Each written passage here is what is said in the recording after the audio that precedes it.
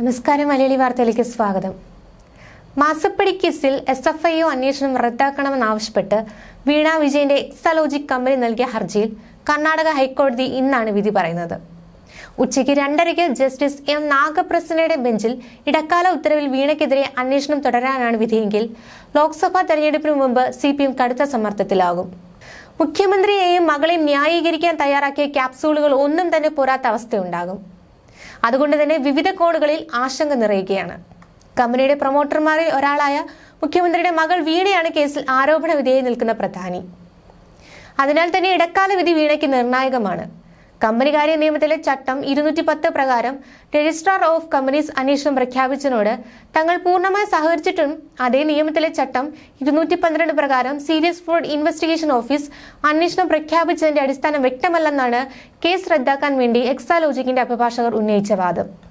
എന്നാൽ ROC അന്വേഷണ റിപ്പോർട്ടിൽ വീണയുടെ കമ്പനിയുടെ ക്രമക്കേടുകൾ അക്കമിട്ട് നിരത്തുന്നുണ്ട്. അതുകൊണ്ട് തന്നെ മുന്നോട്ടുള്ള ഓരോ നീക്കവും വളരെ ബുദ്ധിമുട്ടേറിയതാണ്. 2 സമാന്തര അന്വേഷണങ്ങളാണോ കമ്പനിക്കെതിരെ നടക്കുന്നത് എന്ന് പോലും അറിയില്ലെന്നാണ് വീണയുടെ കമ്പനിയുടെ പ്രധാന വാദം. അങ്ങനെയെങ്കിൽ അത് നിയമപരമായി നിലനിൽക്കില്ല. SFI പോലെ ഒരു ഏജൻസിയിൽ നിന്ന് അറസ്റ്റ് അടക്കമുള്ള നടപടികൾ ഉണ്ടാകുമോ എന്ന് ആശങ്കയുണ്ടെന്നും എക്സാലോജിക്കിന്റെ അഭിഭാഷകൻ വാദിച്ചു. ഗുരുതരമായ സാമ്പത്തിക കുറ്റകൃത്യങ്ങൾ CMRL ഇടപാടിൽ നടന്നിട്ടുണ്ടെന്ന് പ്രാഥമിക അന്വേഷണത്തിൽ തന്നെ വ്യക്തമായത് SFIOയ്ക്ക് വേണ്ടി ഹാജരായ additional solicitor general Kulur Arvind Kamath വ്യക്തമാക്കി.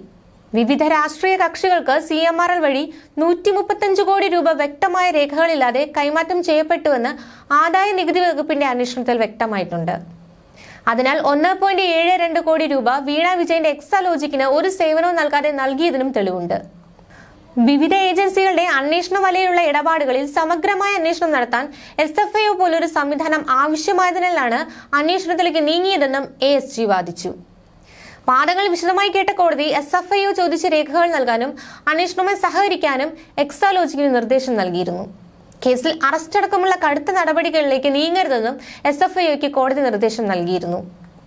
ഇതുവരെ കേന്ദ്ര സർക്കാരിന്റെ 3 ഏജൻസികളാണ് വീണയുടെ കമ്പനിയുമായി ബന്ധപ്പെട്ട ആരോപണങ്ങൾ അന്വേഷിച്ചത്. ആദായ നികുതി വകുപ്പിന്റെ interim settlement board, ROC, serious fraud investigation office, ഈ 3 അന്വേഷണങ്ങളും പരസ്പരം ബന്ധപ്പെട്ട് കിടക്കുന്നവയാണ്.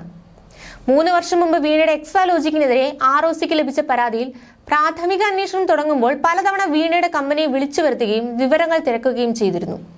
എന്നാൽ വിഷയം കേരളത്തിലേക്ക് ചർച്ചയായത് ഇൻട്രീം സെറ്റിൽമെന്റ് ബോർഡിന്റെ റിപ്പോർട്ട് പുറത്തു വന്നപ്പോൾ മാത്രമാണ്.